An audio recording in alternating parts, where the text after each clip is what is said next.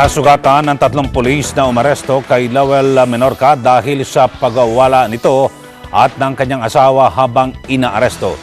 Nilinaw rin ng dalawa na sa mga pulis na hindi sila miyembro ng INC, taliwas sa inilabas na balita ng isang himpilan. Si Erwin Temperante sa buong detalye.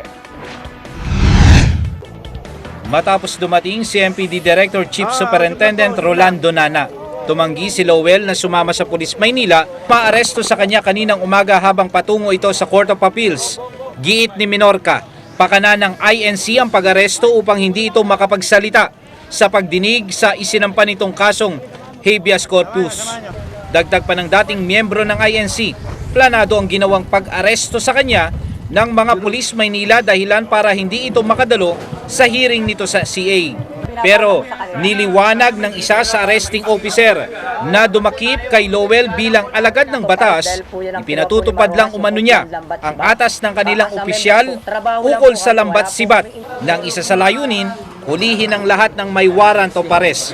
Paliwanag pa ni PO3 Arnel Santos, hindi siya miyembro ng INC at sino man umanong individual na may kaparehong senaryo, ipatutupad pa rin umano niya ang batas. Member po ng trackers team ng Manila Pandakan, PS10, kami po ang naatasan na kumuha ng mga warrant of arrest dahil po yan ang kinuha po ni Marojas, yung Oplan Lambat Sibat. As a member po, trabaho lang po kami, wala po kaming intensyon kung anumang relihiyon, basta ipatupad lang namin po yung batas, wala po kaming kinikilingan dyan. Basta ang intensyon po namin, makuha siya.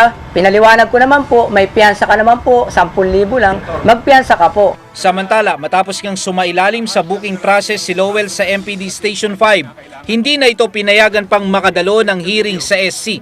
Sa ilalim ng umiiral na batas, ang isang inaresto sa bisa ng warrant of arrest hindi makakalabas ng presinto maliban na kung may order of release mula sa korte.